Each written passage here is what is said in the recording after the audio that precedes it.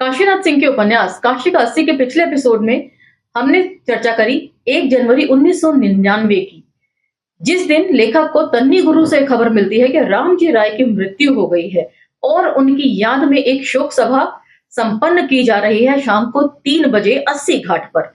तन्नी गुरु से ये खबर सुनकर लेखक को बहुत दुख पहुंचता है और साथ ही उनका मन भी खिन्न हो जाता है कि नए साल के पहले दिन की शुरुआत एक 13वीं के भोज से ही होनी थी।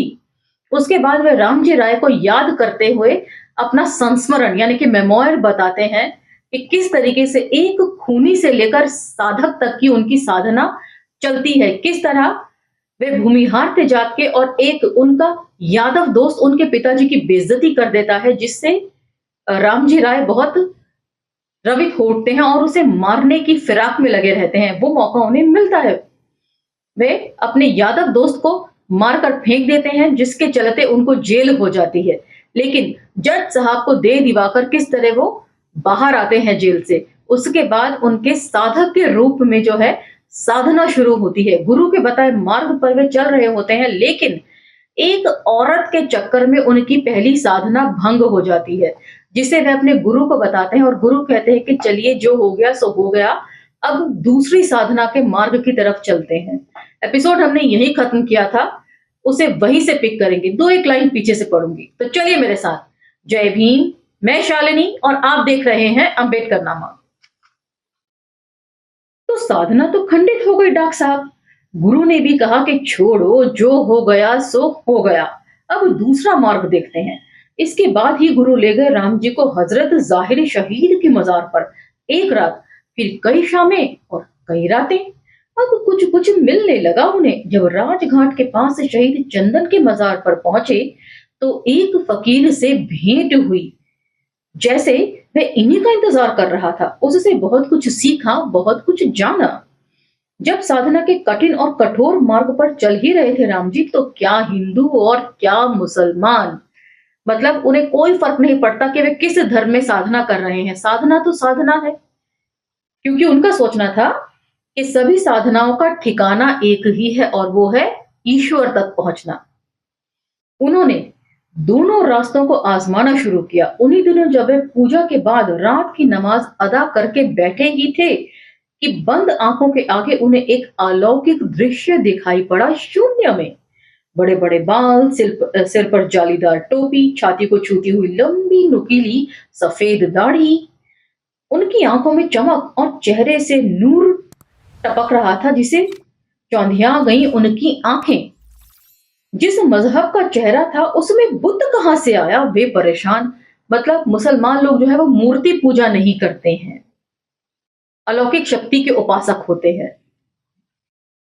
बस बस बन गया काम, अब 12 बंकी में देवा शरीफ जाओ, गुरु ने बताया। राम जी देवा शरीफ की मजार हो आए। वहां वही फकीर दिखा जो नमाज के बाद ध्यान में आया था। अब वे 80 पर स्थिर होकर दोनों धर्मों की साधनाओं में लय हो गए। सुबह शाम रात जब देखो तब पूजा पाठ और 5 वक्त की नमाज, रहने के लिए मठ, खाने के लिए चौराहे के ठेले, पीने के लिए चौराहे की चाय की दुकानें। साधु संत के पास कहाँ रुपया कौड़ी, ना उनसे कोई रुपया मांगता था और ना वे किसी को देने की जहमत उठाते थे। पहनने को भी कोई समस्या ना थी। चाहिए ही क्या था उनके लिए, एक लुंगी, एक गमछा और तन ढांकने के लिए एक बंडी। बुनकरों और फकीरों से दोस्ती काम आ रही थी। राम जी पूरी तरह संत हो चुके थे। चौराहे पर किसी से पूछिए संत जी कहाँ है, तो कोई नहीं पूछेगा कौन संत जी। हालांकि यहाँ सभी संत हैं, लेकिन राम जी की संताई सब पर भारी पड़ती थी, इसीलिए कि वे सारी माया त्याग चुके थे सिवा एक के। वह माया थी तमंचा। रिहाई के बाद से ही न उसने इनका साथ छोड़ा न उन्होंने उसका। वह उनकी कमर में वैसे ही खुसा रहता था जैसे लोगों की जेब में कलम। कितनी बेहतरीन उपमा ढूंढी है, कंपैरिजन है। संत राम जी इससे भी मुक्त होने के बारे में सोच ही रहे थे कि दूसरी माया पीछे पड़ गई और उनसे नहीं करते नहीं बन सका।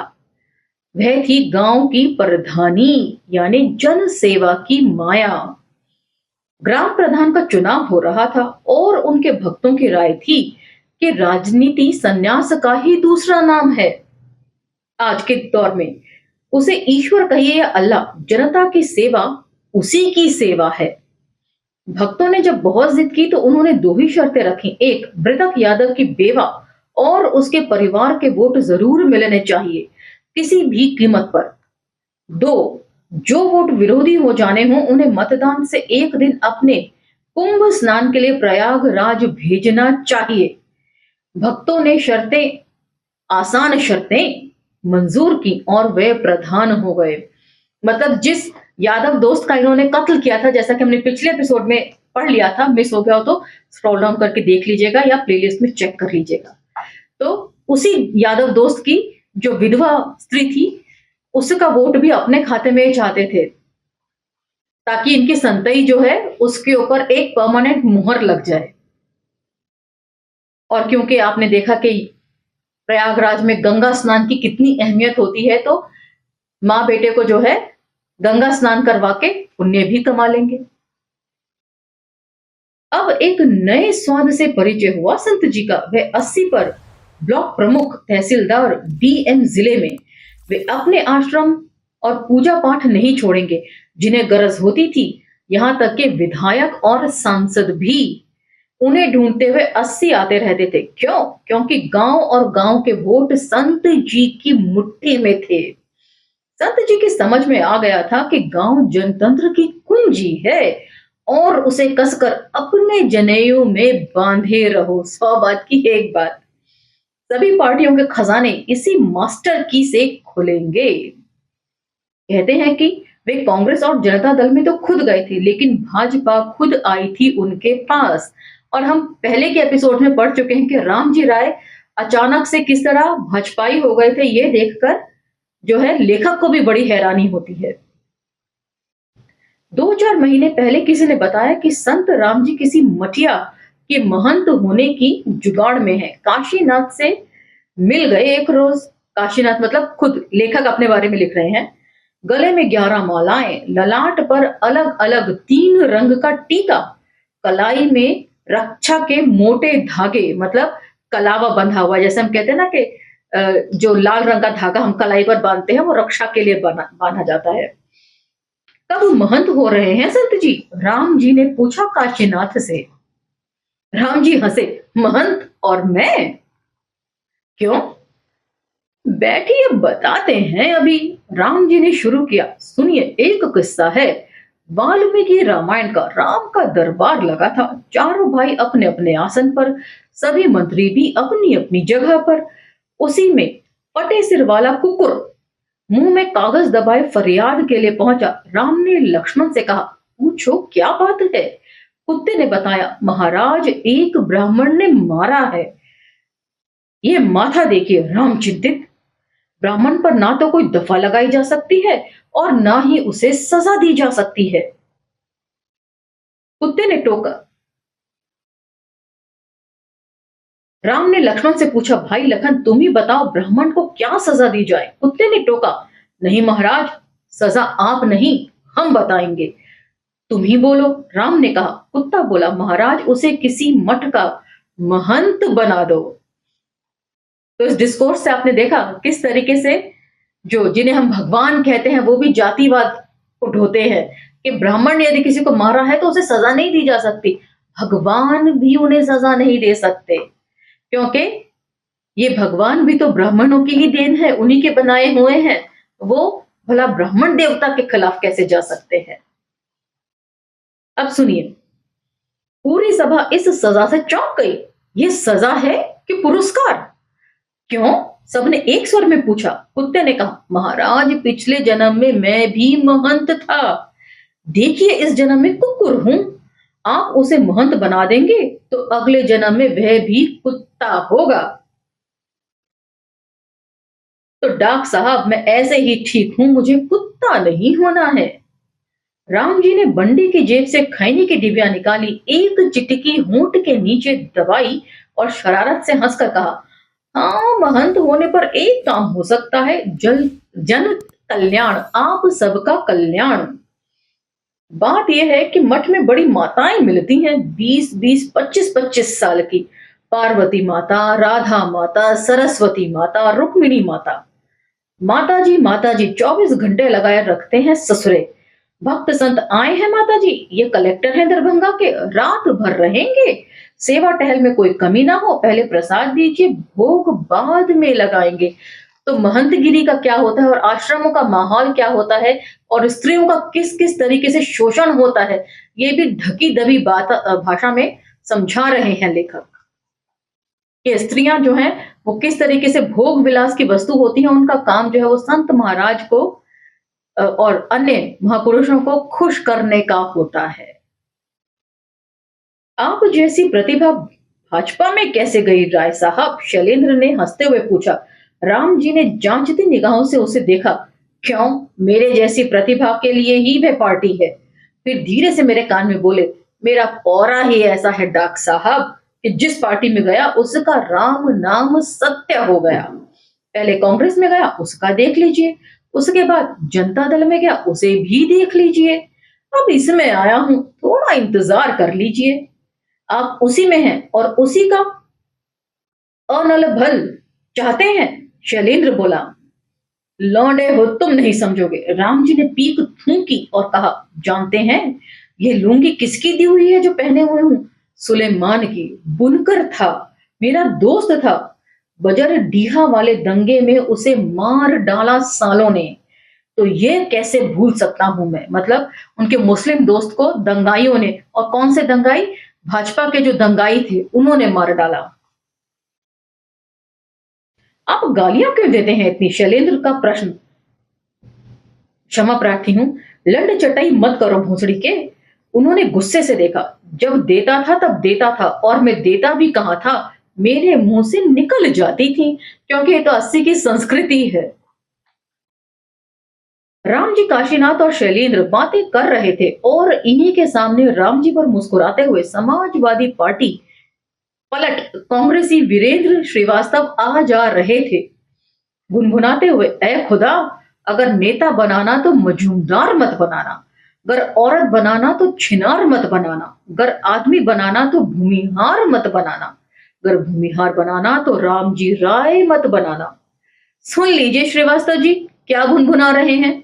कैसे साहित्य के विद्यार्थी हो तुम? राम जी बिगड़ उठे शैलेंद्र पर। इसे भुनभुनाना कहते हैं? भन भना बोलो। मच्छर की तरह भन भना रहा है, नाच नाच कर। जब से मेरी चोरी चोरी पार्टी ऑफिस को ही बेंच 7 लाख रुपए अकेले डकार गया मजूमदार, तभी से पगलाया घूम रहा है ये आदि आदि। तो मतलब मजूमदार वो नेता थे जो सब कुछ बेच बाच के अकेले ही डकार गए सब कुछ। 3 बजे मेरा ये सारा पुण्य स्मरण बेकार चला गया। तो जैसा कि हमने जाना इस एपिसोड में और इससे पिछले एपिसोड में, लेखक जो है रामजी राय की मृत्यु का समाचार पाने के बाद उनको याद करते हुए सब कुछ लिख रहे थे, लेकिन 3 बजे जब वो 80 घाट पहुंचे तो उनका ये सारा संस्मरण बेकार चला गया। रामजी राय को याद करना बेकार हो गया। राम जी पप्पू चाय वाले की दुकान के बगल में भड़भूंजे की दुकान पर छोले पकौड़े खाते दिखे, 13वीं मनाने वालों की भीड़ के बीच। इतना खुश हो रहा हूं आपको देखकर, मैंने कहा, और वे दो ने फेंक कर खड़े हो गए। 11 मालाओं, 3 टीकों और गमछे में बंधे फूल बेल पत्रों के साथ। डॉक्टर साहब, मैं भूमिहार हूं। 100 बरिस अड़ा, 100 बरिस खड़ा, 100 बरिस पड़ा, 100 बरिस सड़ा। भूसड़ी के क्षमा प्रार्थी हूं। 400 साल जीऊंगा मैं, क्या कर लोगे मेरा? यही कह रहा हूं इन सबसे। अभी अभी गांव से चला आ रहा हूं, पता चल गया था मुझे, आपको नहीं मालूम। जब भी 2-4 दिन के लिए इधर उधर जाता हूं तो अशोक नगन नथैया वाले को 10 रुपया थमाकर मोहल्ले में डुगडुगी पिटवा देता हूं कि राम जी राय इतने दिनों से लापता हैं, जो कोई खबर लाएगा उसे 100 रुपए इनाम। देखिए तो इसके पॉकेट में अठन्नी भी होगी। हाँ, अब की ज्यादा दिन लग गए। फिर सबसे अलग से जाकर धीरे से बोले, असल बात यह है डॉक्टर साहब, गड़बड़ सिंह वाला मुर्गा वहां अशोक पणवा के घर में है। तो ये गड़बड़ सिंह किनको कहते थे? प्रोफेसर गया सिंह को गड़बड़ सिंह कहते थे। और हमने जाना कि प्रोफेसर गया सिंह के ये एकलव्य थे। इन्होंने प्रोफेसर गया सिंह के अंडर पीएचडी में एनरोलमेंट तो ले लिया था, लेकिन डॉक्टर गया सिंह ने इनको कभी भी एक पीएचडी स्टूडेंट नहीं होने दिया। इनकी पीएचडी कभी कंप्लीट ना हो सकी जिंदगी भर, इसलिए ये डॉक्टर गया सिंह को गड़बड़ सिंह कहा करते थे। तो उन्हीं की बात हो रही है। और हमने पिछले 2 एपिसोड्स में जाना कि किस तरीके से इनके पिताजी जो है वो मुर्गे के रूप में पैदा हुए हैं, ऐसा डॉक्टर गया सिंह का मानना था। तो उसी मुर्गे की बात यहां पर हो रही है। फिर से सुनिए, असल बात यह है कि डॉक्टर साहब, गड़बड़ सिंह वाला मुर्गा अशोक पणवा के घर में है। आज उसकी सदगति लगनी है, मौका मिले तो आप भी आ जाइए। तो आज का एपिसोड यहीं पर खत्म होता है और इसके साथ ही इसकी तीसरी कथा भी खत्म होती है। तीसरी कथा का चौथा भाग हम अगले एपिसोड में लेंगे। तब तक मुझे आज्ञा दीजिए। वीडियो पसंद आए तो लाइक, शेयर, सब्सक्राइब जरूर कीजिएगा। सोशल मीडिया के अन्य प्लेटफॉर्म पर भी आप अम्बेडकर नामा को फॉलो कर सकते हैं और प्लेलिस्ट जरूर चेक कीजिए यदि कोई एपिसोड मिस हो जाए तो। इसी के साथ मुझे आज्ञा दीजिए, मिलते हैं अगले एपिसोड में। जय भीम, धन्यवाद।